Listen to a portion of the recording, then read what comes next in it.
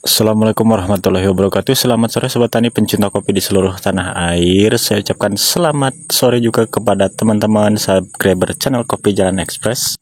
Baik sobat tani dan teman-teman, pada kesempatan sore kali ini kita kembali akan membahas tentang pemupukan serta akan membahas titik tumbuh dan cara penyunatannya.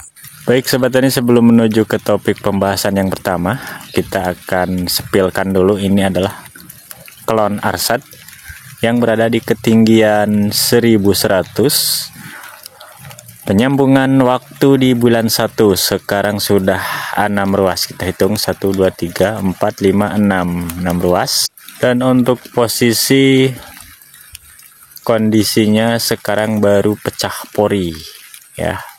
Nah, jadi yang melakukan penyambungan di bulan 1 tahun 2025 akan ikut panen di tahun 2026 dengan kategori kalah B1, menang di B2, atau untuk buah pertamanya itu belum seberapa lebat ya sobat tani, akan tetapi nanti di buah yang keduanya ini akan wow ya, lebat sekali.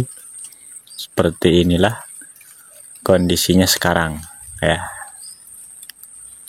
Sembari kita akan mengecek klon daun lebar di ketinggian 600. Silahkan yang berada di Bengkulu mungkin, atau di Kepulauan Jawa, atau di mana saja sobat tani berada yang berada di ketinggian 600. Posisi sekarang sudah pecah pori ya, ini pecah pori dan ada yang mekar bunganya ya. Ini efek cuaca. Ini penyambungan di bulan 12. Seperti ini ya kondisinya. Ini klon daun lebar. Oke. Dan kita akan hitung ruasnya ya sama-sama. Oke, kita hitung ruas yang kanan dulu. Ini kanan 2 3 4 5 6 7 8 ruas. Oke, itu as pertama ya, pertama tumbuh. Ini keluar 2. Ini sambungannya bukan ranting raja melainkan ranting produktif. Jadi yang pertama keluar barusan 2 saja. Nah, ini yang kirinya kita hitung nanti ya. Nah, ini yang kiri 1 2 3 4 5 6 7 8 ruas sama. Posisi di bulan 5 akhir. Nah, ini berada di ketinggian 600. Nah, ini namanya bunga mekar ya sobat tani. Ada yang minta penjelasan. Nah, ini hamil muda. Nah, yang pecah pori seperti ini sobat tani ya. Ini pecah pori itu. Jadi hamil pun di bunga kopi ada hamil muda dan hamil tua ya. Tuh, barusan pecah pori. Dari pecah pori ke bunga mekar seperti yang putih ini, prosesnya 1 bulan ya sobat tani. Seperti itu. Dan ini akan terjadi penambahan bahan. Nah, seperti yang ini. Ada penambahan bahan di as. Nah, ini. Kita biarkan ya yang seperti ini, jangan diwiwil. Penambahan bahan karena ini adalah ranting produktif semua yang keluar, bukan ranting raja tadinya. Maka kita perlu penambahan bahan ya. Nggak apa-apa, jangan diwiwil yang seperti ini. Nah, jadi untuk penyambungan di bulan 12 tahun 2024 kondisinya seperti ini ya sobat tani. Akan dipanen rayakan nanti di tahun 2026. Cukup lumayan lebat ya, karena ini penyambungan di bulan 12. Jadi terkesan 2 tahun ya sobat tani. Penyambungan di tahun 2024 belum ikut berbuah di tahun 2025 nih ya. Sekarang kan tahun 2025 bulan 5 akhir. Nah, jadi akan berbuah di tahun 2026. Sama yang sering kita sarankan ketika sering kita seringkan, mari kita melakukan penyambungan di bulan 10 tahun 2024 untuk pembuahan di tahun 2026 ya. Jadi ini kalau di bulan 10 menyambungnya ini sudah terjadi 11 ruas ya. Jadi lebih panjang lagi bahannya itu. Nah, semakin kita telat melakukan penyambungan seperti di bulan 1 tadi di Klon Arsad ya. Itu kan cuma 6 ruas tuh di bulan 1.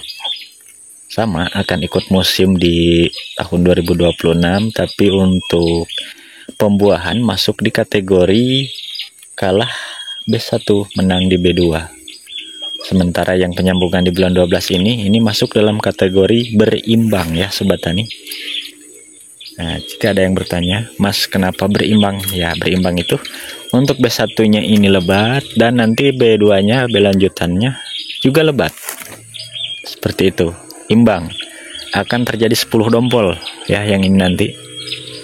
Nanti ketika pembuahannya akan saya review kembali nih pohon yang ini. Seperti apa nanti di next tahun berikutnya akan kita spilkan supaya untuk menjadi bahan pembelajaran dan bukti untuk kita semua ya. Seperti itu Sobat Tani. Oke, sekaligus ya untuk pemupukan sekaligus kita sharingkan di pohon yang ini. Nah, jadi kembali saya ingatkan untuk Sobat Tani kita semuanya, jangan menghitung bulan kalau mau melakukan pemupukan ya Sobat Tani. Marilah kita cek kondisi bahannya seperti apa. Nah, jika sudah seperti ini kondisi bahannya, yang kita butuhkan adalah untuk pembuahan. Nah, seperti contoh NPK Ponska plus KCL-nya jangan lupa. Atau mau menggunakan NPK Mutiara plus KCL-nya dengan dosis 1:1 itu juga bagus ya. Seperti itu Sobat Tani. Yang jangan dilakukan menggunakan pupuk unsur N nitrogen ya untuk kondisi bahan yang seperti ini, karena sering saya lakukan, sering saya sharingkan untuk Sobat Tani kita semuanya tentunya yang selalu nyimak. Untuk pemberian unsur N nitrogen itu di bulan 3 akhir kemarin atau bulan 4 awal tuh. Nah, jadi sekarang sudah meresap, sudah subur dan berfungsi memanjangkan bahan B0. Seperti itu. Nah, adapun yang mungkin ya di tempat daerah Sobat Tani kurang subur, jadi ya nggak apa-apa dikasih unsur hara seperti urea atau nitrea, nggak apa-apa. Kalau kurang subur ya cek saja kondisi pohonnya. Kalau menguning, banyak yang menguning itu kurang unsur N, nggak apa-apa, tetapi jangan berlebih untuk unsur N-nya ya, karena yang kita butuhkan kondisi bahan untuk mengeluarkan bunga ini serentak seperti itu, yaitu terdapat di NPK Mutiara atau NPK Ponska tuh, untuk membantunya plus KCL ya, seperti itu.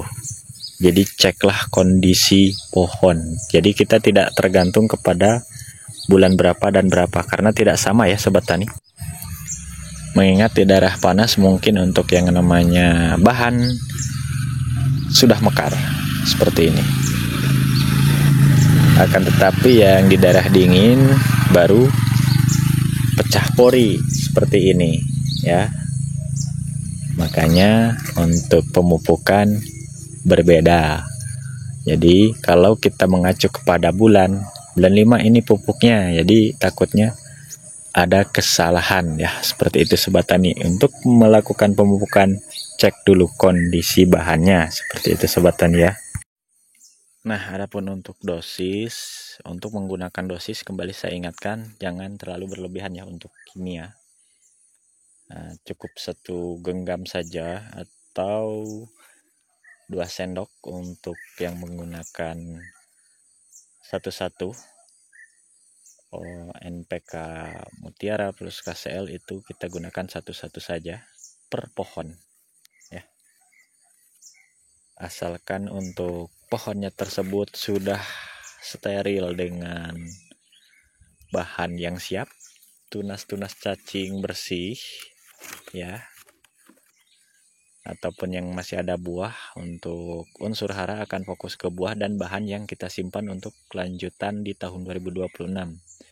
Jadi untuk pupuk tidak perlu banyak dan itu akan terjadi tidak mubazir kalau kita sudah menyeting pohonnya. Seperti itu ya sobat tani.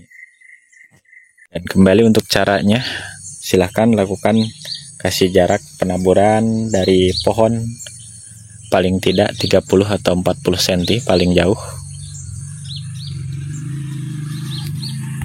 Dan untuk caranya, kalaupun sudah memasuki kemarau maka silahkan dibenamkan, itu terbaiknya ya.